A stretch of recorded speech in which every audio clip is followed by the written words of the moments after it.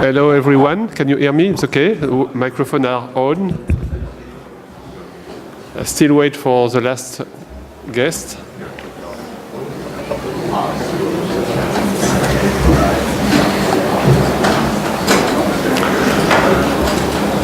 So while I am waiting for the last one to be seated, I keep an eye on the last door of the corridor because this is, I've been told, the presidential room. So in case the president joins us, I keep just an eye on the door just in case. Well, thank you for joining this plenary session on the new market design in electricity markets. My name is Christophe Bonnery. I am the president of the French chapter of the IAEA, and I am also working for a company named Enedis, which is a French distribution system operator. And we are very much interested in this company on the new market design. So this is why I suppose I am chairing this conference.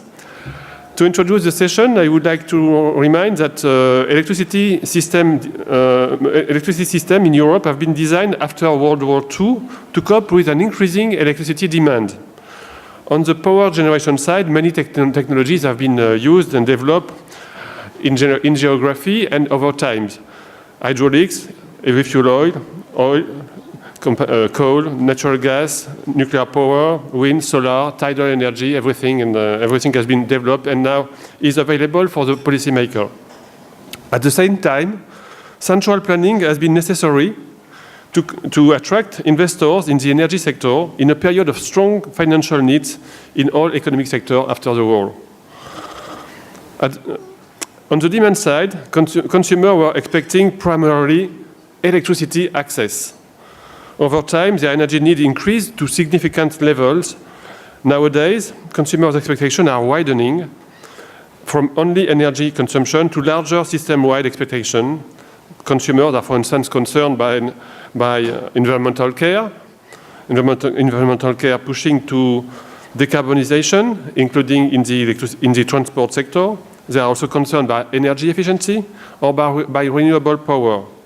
Finally, more and more consumers are looking for community and sustainable energies, pushing even to self-consumption, so-called prosumers. It has therefore become clear that the current market design have to be adapted to energy systems with more capex-intensive technologies and decreasing electricity volumes, while consumer request increasing power access quality. These massive changes call into question the role of the power distribution grid, which play a central role in energy transition. Consequently, power distribution operators need up-to-date regulation. At the same time, sustained investment in distribution grid will be necessary to adapt to bidirectional flows due to decentralized generation.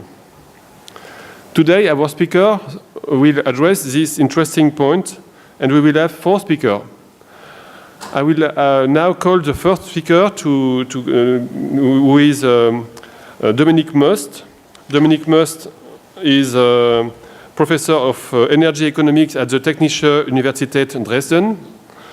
And he is also vice dean of the Faculty of Business and Economics in Dresden as well. So Dominik, the floor is yours.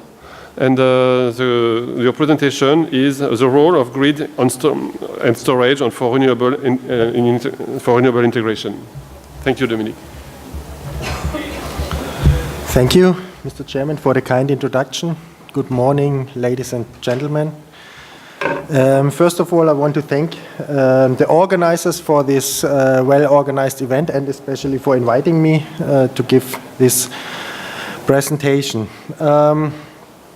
I was invited within this session and to speak about, from a system perspective, about the role of power grids and storage for renewable integration. And as a starter, I have a slide which you all well know, that in the last years, especially the renewables have been the most increasing renewable energy carrier in Europe, while here especially gas was decreasing. However, more or less, This resulted in questions for the system, from the system perspective, so how to handle with this intermittent renewable supply.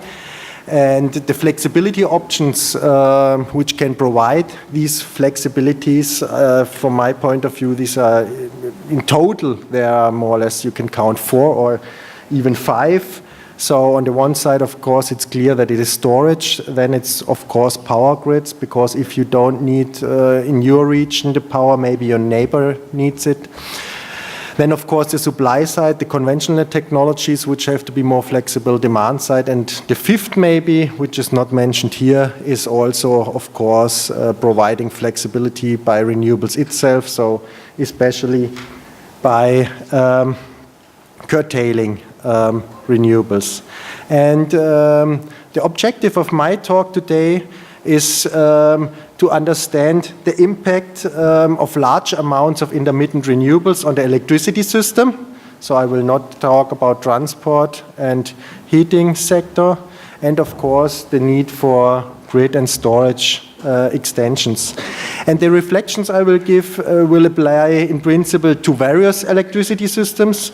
However, they are often demonstrated at the example of Germany or even at the example of Europe. And these reflections which I will give to you are based on the one side on a system perspective and on the other side on an electricity economic perspective.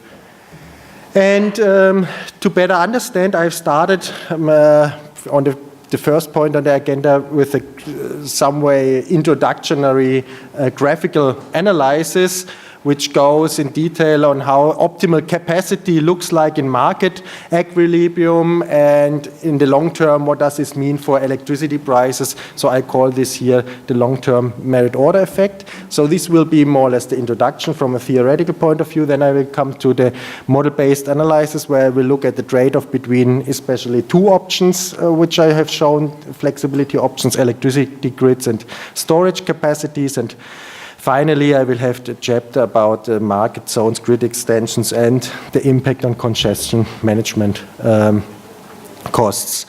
So first of all, and this is which I use in the whole presentation, are the load duration curve, and I've depicted these load duration curves on the basis based on the expectation if we install renewable capacities, how they will look like in the next years. And these are estimates based on what we expect, which technologies will come up in the market here in the case of Germany. And what we see is that on the left-hand side of the figure, there is more or less only a small change. So more or less the capacity we need is quite similar, while on the right-hand side, we have to pose the question, what to do with the surplus and how to handle this flexibility. Should we store it, export it, or curtail it? And just to understand more or less, I will come with this graphical and simple capacity model, where we have the different technologies. So a peaker technology with low investment costs but high variable costs, then technology with higher investment and medium variable costs, and baseload technology with a lot of investment and low variable costs. And if you look at the situation, how does the capacities needed look like, the optimal capacities needed in market equilibrium? We can directly derive this in this simplistic way from this slide. So we need this amount of baseload capacity, as more or less this capacity allows to produce more than the necessitated full load hours here. Then we can derive this for the medium load capacities, and of course also for the peak load capacity. This is just quite simple. And now we can look what is, and we can do the same, of course, for storage capacity. Here at the example of a storage power plant, if we assume, okay, storage power, of course, it's not unique, because everybody knows that a storage plant at a good location could have low investment, but at a not so good location, maybe more expensive. So I have drawn it here at the medium term, and then I said, okay, if we have negative prices, for example, then more or less variable costs are even negative, but you will not have negative prices the whole year, but only a small part. So you can try also here to get the intersection between the curves and can say, okay, pump storage plants are in this range of capacity, and now you can think about what is happening if this curve is changing to the future curve, which I've shown before, and then you see, okay, base loadage much lower. This is what we also expect from the feeling. Then we can see, okay, medium load, we don't know. From this simple graphical analysis, you have no result on it because it depends on the shape, on the real shape of the curve, but it's something like similar. But what you also see is, okay, for peaker technology, it increases. And what you also see, if you take the storage again, it also increases in the long term. So this is something what you would have also expected. And the question is, how does this react on, or what does this mean for power prices? And therefore, I've had a look on the long-term merit order effect. And what you can see is more or less, what you see is here, a simplified supply curve. The left one, the left blue one, without renewables, the right one with renewables, and you have a minimum demand and a maximum demand, and something between the load distribution. So how much of this load will occur during the year. And of course, you have the renewable feed in here. This is just one situation, which shifts the curve to the right, and you have also a distribution of renewable feed in. And what is happening, if you overlap these two, you can see what is happening with the prices. Prices, of course, will more or less decline and be more left-shaped, resulting in this self-marginalization of renewables. So what was also addressed this morning by Fatih Birol, in the long term, you will have the need for further incentive schemes for renewables because they will not finance themselves. One aspect which I didn't mention up to now is that the curve here will there will be much more events with higher prices. The reason is if more or less capacity goes out of the market, then you will see this price. You can see the same if you look at the low duration curve. You can say in the past the low duration curve, if you put additional renewable capacity in the markets, the capacities gets under pressure and you will get lower prices the whole year. And for the future, it's clear more or less capacity will phase out, but however, baseload capacities, as we have seen, will be still under pressure. And what we see here is that high prices will peak out. And the general policy question is here, and this is which is not answered yet, also not in Germany. Do we wait for the correct scarcity pricing signals? I think we should do that. Or do we introduce a regulated capacity market which would result in cutting off these extreme prices? Okay, so far the short introduction. Now I will come to the model introduction. So we have, this was just a graphical illustration, and now we have done this with a model calculation. The model purpose, or the model we used is a European electricity market model using 8,700 hours, taking the transfer capacity into account, and we have done 4 scenarios. 2 scenarios addressed the question of do we need a feed-in obligation? So if you have renewable feed-in, is it mandatory for the system that the feed-in has to be taken out? Or do we curtail it on an economic basis? And what we see is if we have a RES feed-in obligation, and what is depicted here is the red lines are the amount of grid extensions, and it's very extensive grid extensions, and everywhere where you have this yellow color, there you need storage extensions. And in the case of this feed-in obligation, you will see that there's a lot of big red lines, meaning a lot of grid extension. I will come to that on the next slide also with the exact figures. And in the case of, if you do it from an economic point of view, it's much less. Then you only need, what you see here is storage capacities in Great Britain, because you have a large balancing effect in Europe. So, and I will just show you the results in terms of figures. So again, the two scenarios, feed-in obligation versus curtailment. And these calculations are now for the whole year, for the year 2050, when Europe and each member states achieves the intended renewable pathway. So every country is on the right way to achieve more or less what is intended. And however, in the first case, we do nothing today. We do not extend storage. We do not extend grid. And what is happening? We lose about 10% of the renewable feed-in. And if we curtail it on an economic perspective, we have to curtail about 12%. So nearly no difference. So there's nearly no argument to say why not do it on an economic basis. And the second scenario is the model calculates the optimal grid extension and the optimal storage extension. And what you see here is then you can nearly include everything. Okay, if it's optimal, then it should be zero here. However, we said, okay, we also curtail if it's more expensive than 3,000 euro per megawatt hour. And what you see is more or less also in the case of, in the economic perspective, it's close to zero. But the main difference is here. This is more or less a cumulated figure, what we have seen before, the additional transmission capacities up to 2050, and this is something which is unbelievable. If you discuss these figures with an electrical engineer, they say it's impossible. You have an amount of capacity increase in this term of 250 gigawatt Europe-wide. And in the case of the curtailment, so this means the difference from this 1 to this 4% needs almost double amount of capacity increase in grids. And for the storage capacities, it's even worse. In total, I have to mention the extension of storage is not that huge.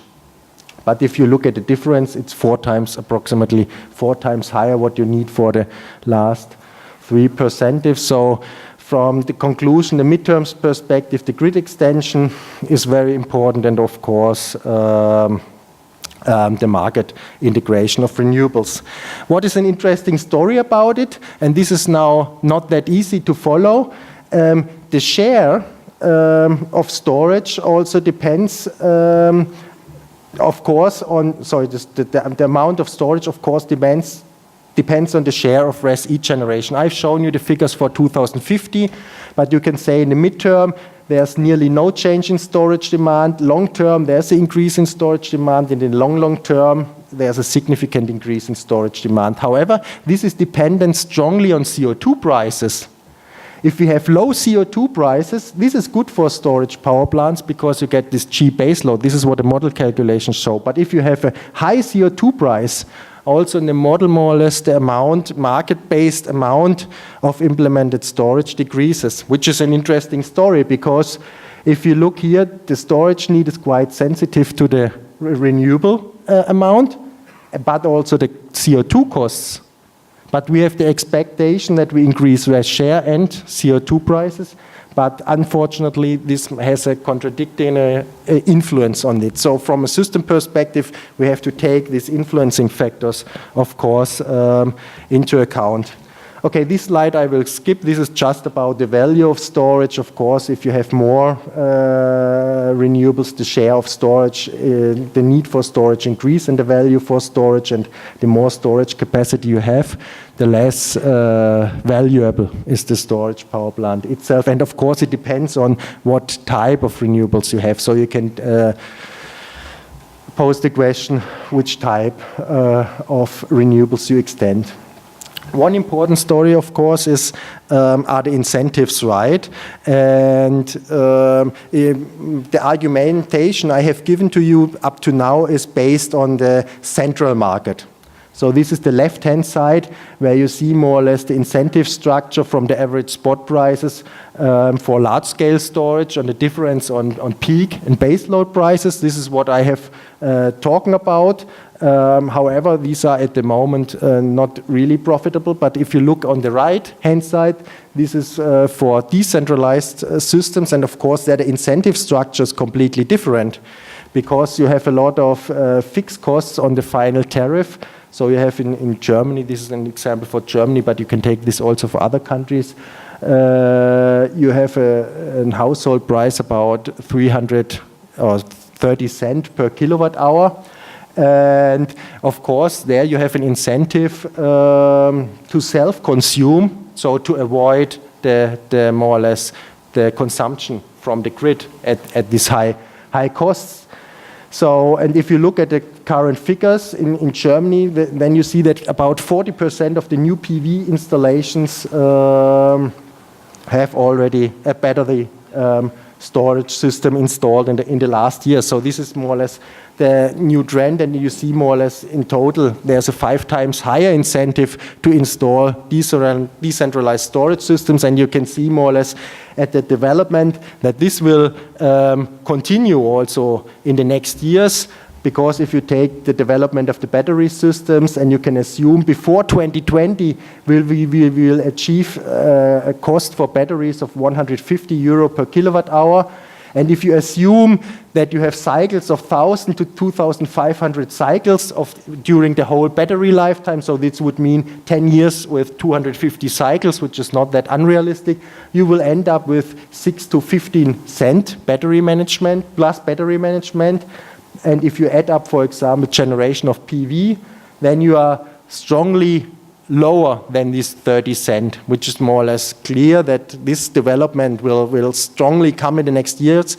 And from my point of view, photovoltaic is really strongly underestimated, especially their production in the household sector. Okay. So finally, let me say some words about market zones and congestion management, and then I will also come to the end. Here I have put you the trade-off between grid extension, congestion management, and market splitting. So what you have here is the degree of grid extension. So how much you extend the grid, and here you have the total cost. Of course, if you have more grid extension costs will increase. On the other side, congestion management costs will of course decrease, and if you look at the total curve, you will see something like this U-shaped curve with an optimum here, and you can say, okay, you can do this with a common market zone, or you can say maybe market zones are not that well designed, you can split the market because you have congestion in the system. You can see the same with the market zone split, and of course if the grid is not well equipped, you will see here a huge difference, while the grid, when it's well equipped, you see no difference. So who's interested in this?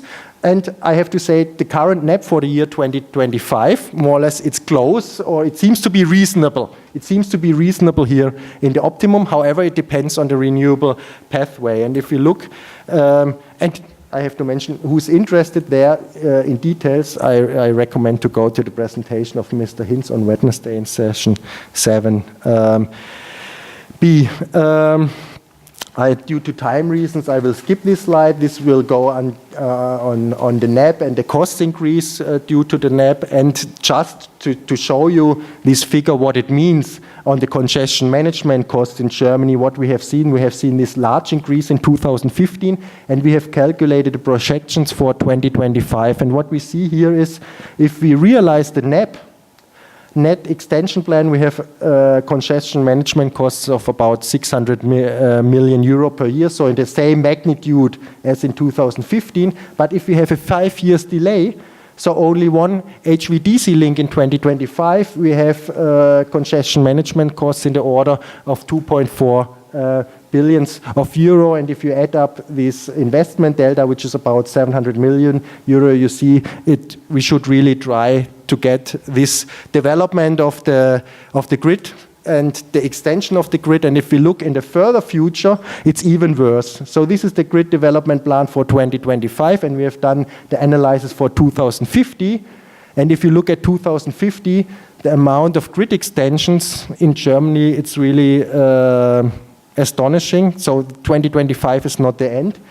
And of course, it depends also on the assumptions concerning renewable extension, because if you assume only decentralized PV systems, then it's something less here. More or less, it's a very progressive scenario with a lot of offshore wind energy.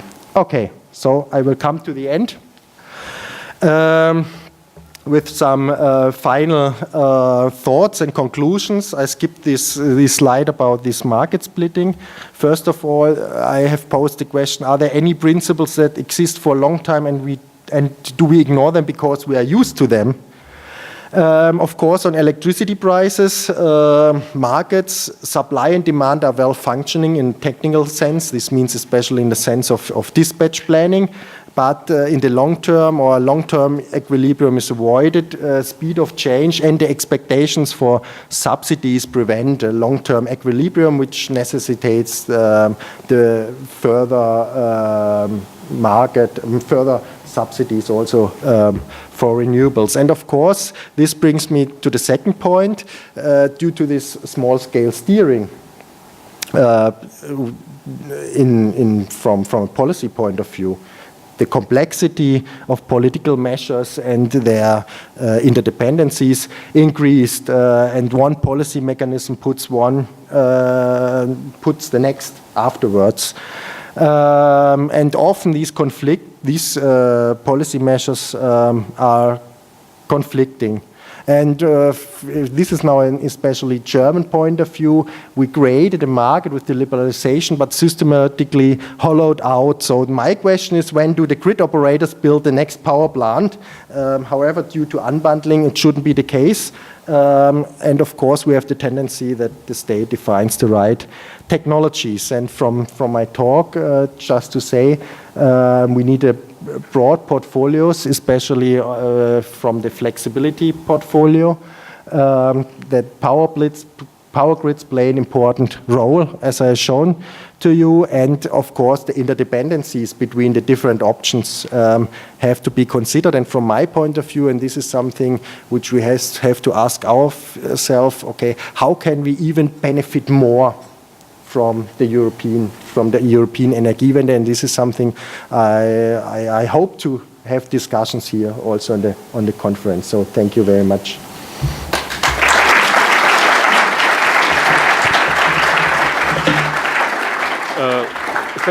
Thank you very much. I would like to inform you that there are some seats available in front of here for those who are stand up at the end of the room. They can come. Thank you, Dominik, for your presentation. What I suggest is to maintain to keep the question for the end of after the end of the four presentations. But if there is a short question on clarification on what has been presented, it can be raised now. Okay. So I will ask our following speaker, Audun Botterud from the MIT, to give his presentation on electricity market design with variable renewable generation. This is a US perspective. Audun, you are principal research scientist in the Laboratory for Information and Decision System at MIT. And you are principal energy system engineer in Argonne National Laboratory. Thank you very much for the presentation. Thank you. Thank you very much for the invitation and kind introduction. It's exciting to be here to participate in this conference at this amazing location. So I'm going to try to provide a perspective from the United States on electricity markets and renewable energy. It's perhaps not the best days for talking about clean energy from a US perspective, given the current climate. But it's not only bad news. So let me, my outline is basically to give you an overview of the current status in terms of renewables and electricity markets in the US, and then I'll go a little bit into some of the research we are doing on various ways of increasing the flexibility in the power grid, which is, as you know, a key challenge across the globe, basically. So there has been, as Fatih Birol pointed this out this morning, there has been a quite substantial transformation of the fuel mix in the US power system. Okay, so I have to. So as you can see in this table here, primarily what has happened is that coal-fired generation has been reduced substantially over 10 years, from almost half of the generation to more like a third of the generation. At the same time, natural gas has increased equivalently, more or less, and there has been a rapid increase in renewables as well. Currently, about 14% of the power generation is from renewable resources, which is about half of what it is in the European Union at this point. If we look at the renewables in more detail, you can see that most of the action has been in terms of wind power, which has grown to currently about 6% or so of the national electricity generation, and solar has been picking up very fast in recent years as well. Now, this is not evenly distributed across the states. As you can see from this map from wind power, it's heavily, or there's a lot of wind power in the middle part of the country. Texas is the leader with more than 20,000 megawatts of capacity. In terms of penetration level, small states like Iowa are well about 30% in terms of wind power generation. So things are happening, as you can see there. I was going to point out that there's interesting, if you look at this map here, with the installed wind power capacity, if you kind of compare that to the political map in the US, you will see that the states that are most blue and green on this map tends to be the most red on the political map. So there has actually been, for a long time, bilateral support for wind power in the states. Okay, so electricity markets. There are several markets, as you probably know, in the US, 7 of them, and they cover a large part of the country, more than 2/3 in terms of population. These markets, they are designed, they have some common principles, but there are also large differences between how they are operated. So that's important to keep in mind when you look at US electricity markets. Just recently, actually a couple of weeks ago, the Department of Energy came out with a report discussing electricity markets, more from a reliability perspective. That has received a lot of attention in the news in the US, at least in the energy area, because this was requested from the new Secretary of Energy, who wanted to look at how these markets have evolved. You know, do they provide sufficient compensation for resources, in particular baseload resources, which means coal and nuclear? And why have we seen so many retirements of those types of plants in recent days? You know, there was concerns out there about what this report what message would be built into this report. I would say it's a relatively objective analysis of the current state. It concludes that markets are functioning relatively well. Reliability has been maintained, also in the face of more renewables in the grid. It points out the need for flexibility. And also it discusses the fact that electricity markets, do not compensate for all the attributes that you want from the electricity grid. With a lot of focus on resilience as one type of attribute that is perhaps not compensated the way it should be. Also challenges in terms of price formation. And when it comes to the question of baseload retirements, it concludes that this is primarily due to reduced or lower natural gas prices, which you can see in this graph here, which shows natural gas prices in 2002 in the US, as well as prices in different parts of the country, electricity market prices, and you can see that they follow each other very closely for most of the regions. So that's definitely the main driver for reduced prices and profitability challenges in the industry. Now, renewables, though, we shouldn't, ignore the renewables here. They play a role as well. This example is from one node in the PJM market, which touches into Illinois, and it shows prices from 1 year for 2014, and you can see a lot of prices dipping below zero here, especially in the real-time market. And if you look at the number of negative prices, it has increased heavily in recent years. And this, I mean, one of the main reasons is that you have large supplies of wind power in neighboring areas that create oversupply situations, along with technical constraints in the system that tends to create negative prices. And this happens to be a node where there is a large nuclear power plant, and you can imagine they are not happy about this type of development. So there is definitely friction here going on, in that case, between two zero carbon resources. It seems like this nuclear plant in Illinois is going to get some subsidies from the state level to stay in business. But that's being challenged in court, so we'll see what happens here.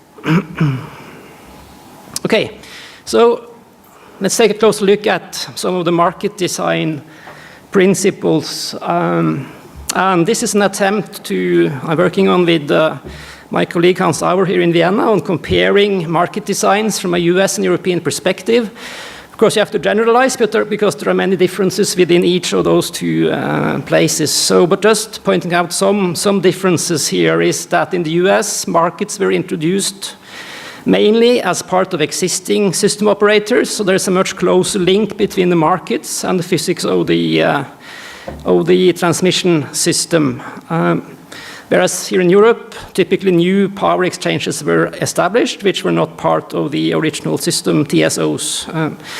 The shorter markets in the US, they are, I would say, very sophisticated in terms of how they solve for the market clearing prices, taking into account the transmission grid, and also, of course, they do this in the day-ahead market, but they also do this in real time. Every 5 minutes is currently what I think all of the ISO RTO markets are doing for real-time balancing. So you get locational prices. The trend is also co-optimization of energy and reserves, which is optimal from a theoretical perspective because you can better deal with opportunity costs between the two markets. That is different, as you know, from the European situation with zone pricing schemes, as we've been hearing about in the previous presentation. Okay, so what about renewables? Renewables have not received as much support in the US as here, but they have been relying primarily on tax credits from the federal level and renewable portfolio standards at the state level. More specifically about market design, in the US, the trend in most of those ISOs is that you treat renewables more as a economic dispatchable resource, more like other resources on the grid, which means that you do curtail them down if that is the most economic way of operating the system. And I think that is an important point to learn from, as we saw in the previous presentation here in Europe as well. Resource adequacy and capacity mechanisms, that's a controversial discussion. It's basically all over the map in terms of solutions in the US as it is here. You have energy-only markets in Texas. You have different capacity markets in some of the other regions, in the Northeast in particular. And also you have integrated resource planning to some extent and centralized planning taking place in some areas. Okay, so just one quick point here on distributed generation. I don't work so much on that, but that's also obviously an area with a lot of discussion and changes as you see more distributed generation being adopted, particularly solar PV. This is just a quick comparison of end-use charges for like a household, which would be based in either Boston, where I live, or Vienna here. And as you can see, the total annual cost is pretty much the same. They have different components of the bill, but the main point here that it's only the black part of the bill that is a fixed charge. All the rest is variable charges, paid per kilowatt hour. And in the US, some utilities have net metering policies for solar PV, which means that you basically get paid more or less all of your electricity tariff because solar PV is treated as negative load. And that's a discussion that's going on here as well, I know, and that's, we're probably going to see some changes happening there in the next few years, because that is, many people would argue, an implicit subsidy for distributed generation. Okay, so I and my collaborators, we do research on a number of different topics related to these challenges. One of them is about operating reserves. That is, of course, an important part of maintaining the balance of supply and demand in the grid. And it also affects scarcity prices, which are increasingly important, as we just learned in the previous presentation. And there is this idea that originates from Bill Hogan back in 2005 of deriving a demand curve for operating reserves to basically better price reserves as well as energy in scarcity, during scarcity situations. So we have added wind power to the mix here. So the idea is that you consider the uncertainty from thermal generation, wind power, and load, and you, based on that, you can do a sort of fundamental calculation of the loss of load probability. Oh, sorry.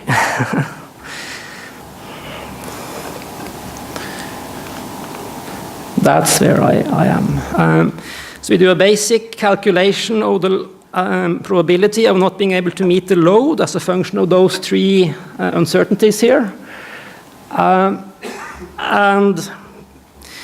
so we estimate the supply shortage risk, and the more reserves you have in the system, the lower that marginal risk is, so the lower the value of reserves are. So that way you can get a downward sloping curve that changes depending on the amount of wind power uncertainty in your system. Basically this has multiple advantages because you add flexibility to the demand side of the equation that influences, it reflects the uncertainty in the wind power forecast, and it gives you prices that better reflect the scarcity in the system at any point in time. So typically you see a price addition most hours of the time. But also you may avoid some of the extreme price spikes because you kind of climb up and down that demand curve and you solve for energy and reserves at the same time, so it influences both markets, which addresses this missing money problem, which has been an issue for a long time and which is becoming increasingly important with more renewables in the system. So this is not only academic work, this has been implemented, a static version of this in Texas in 2014. They rely on an energy-only market, as I mentioned. And I know it's considered in Belgium as well as one solution to the capacity challenges they have there. Okay, so I'll just briefly mention a couple of other things we are working on. So wind power could also be a source of flexibility in the grid. And what we're looking at here is some markets in the US, they have introduced a new reserve category called flexi ramp reserves to be better positioned to deal with short-term deviations in renewables. And we are basically looking at a wind power plant which has the technical capability of providing this reserve. If they produce below their potential level, they can provide reserves in both directions here. And we show that this is something that, although you end up wasting some wind energy in some cases, wind power would actually provide reserves instead of thermal generators, and that in some cases reduces the total cost of operating the grid. So that's one source of flexibility that could contribute here as well. Energy storage is getting a lot of attention. And this is one analysis we did where we look at the price resolution. So how frequently you clear and settle the real-time energy market. We compare 5 minutes, which is the trend that the markets are moving towards, and hourly, which used to be the case, for a storage device that operates doing price arbitrage here. And basically, we have a battery model with increasing degrees of sophistication as you move from 1 to 4. And then we compare the revenue for the battery from providing energy arbitrage. The choice of model doesn't make a big difference, but if you compare 1 hour pricing and 5 hour pricing, you see a huge increase in the profit of the energy storage device, because you can take advantage of these much more frequent price spikes in the 5-minute pricing. So that's one example where market design is very important for specific technologies. Okay, so we do more research on storage as a system asset, and also we look at the Let's see here.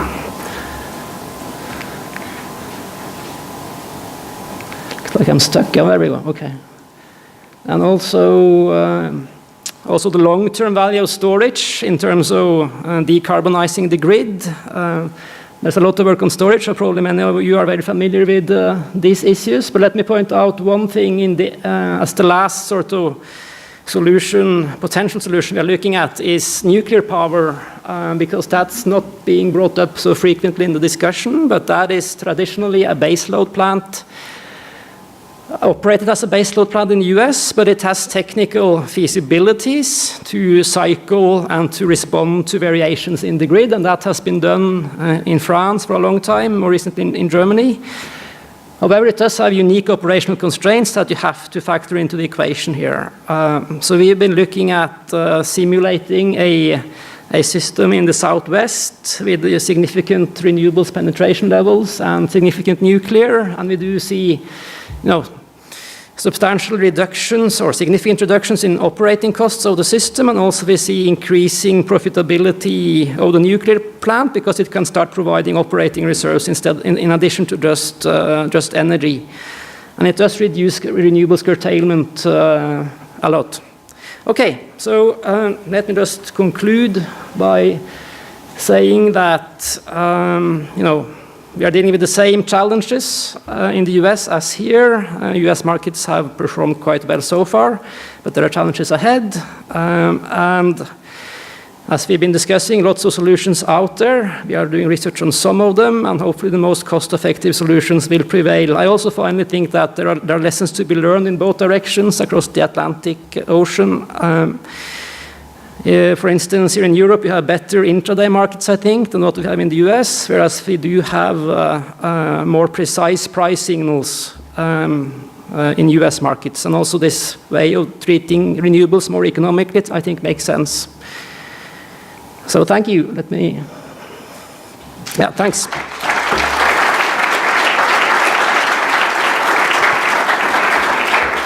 Thank you, Audun. And still, do you have any clarification question? No? Okay, thank you. So I will ask the third speaker, Isabel Soares, to join us. Isabel will make a presentation on electricity planning versus markets, very big issue.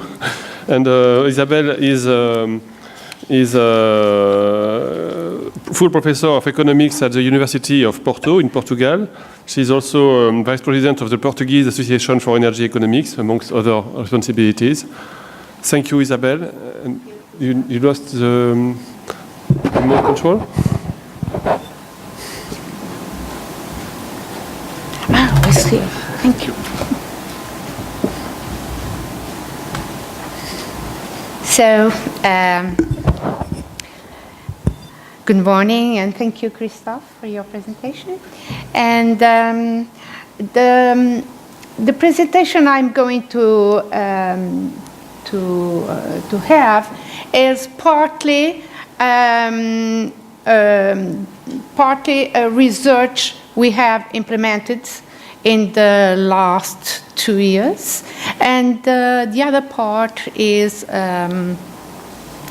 mostly research that we have since 2016, and which resulted in some publications, and still work in progress.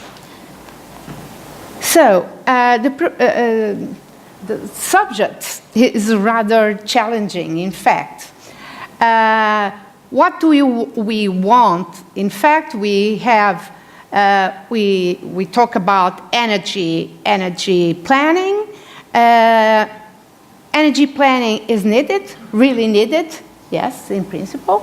But in what terms? And electricity markets, are they functioning? Are they in the right direction? We see that there is a diversity of outcomes and the diversity of functioning. And then something that we often forget: the firm's strategy. Firm strategy in markets that most of them are oligopoly or duopoly. So it's about that that we are going to talk, and at the same time, how having certain energy policy in the case in the EU, how are going to act firms that must manage a certain energy policies, and how are they going to optimize their investments. So very, very quickly, we know that still the largest contributor to renewable energy remained hydropower in Europe. Strongest performer is really onshore wind. On the other side, we know that at least in economic terms, solar photovoltaic has had a huge development, a huge growth, but the growth peak was in 2011 and 2012. But the growth rates since then are lower, a bit lower. Wind and solar are about 12% of EU gross electricity generation in 2015. Okay, this is the panorama. This is what we have. And now our concern is, okay, EU has ambitious targets on renewables, and these targets can eventually imply inefficiencies in investments in renewable plants at firm level. But not only that, this can have cumulative effects, and then consequently, we have high costs for the electricity system. On the other hand, we know that besides quotas, feed-in tariffs and feed-in premia are the most common ways of supporting renewables. Okay, but in principle, just in principle, feed-in premium can implement the socially optimal investment in the renewable capacity. But in principle, feed-in tariffs cannot, since this system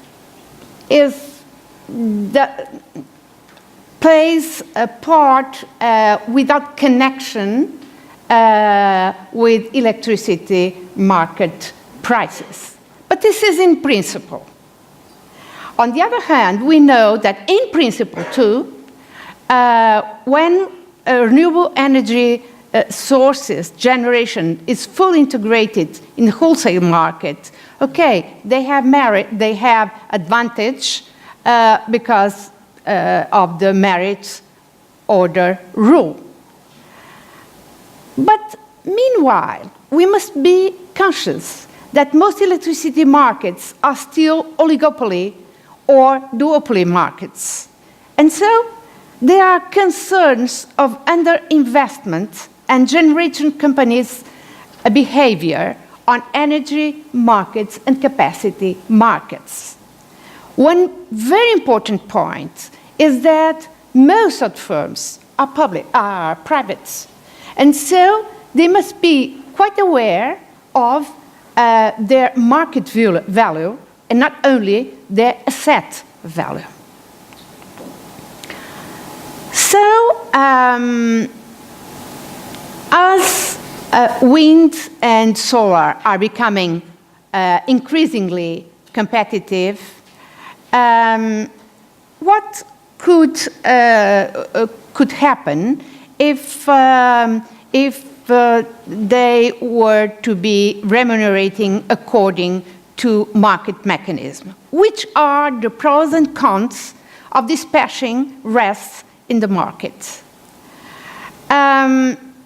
We must think on the optimal generation mix, that is, renewables and non-renewables. How full RES integration affects equilibrium market outcomes in the short run.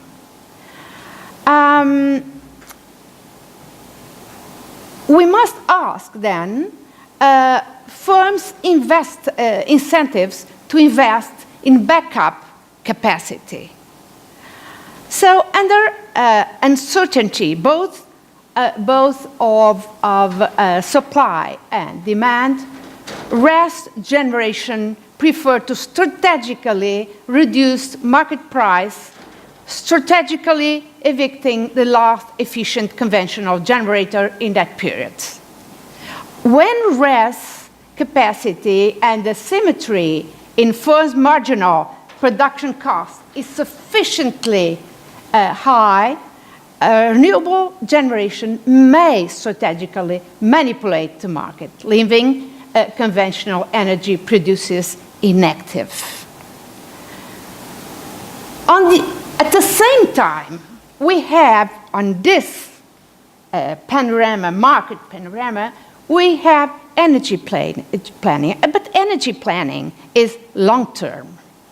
Energy planning supposes that it must be compatible with existing markets.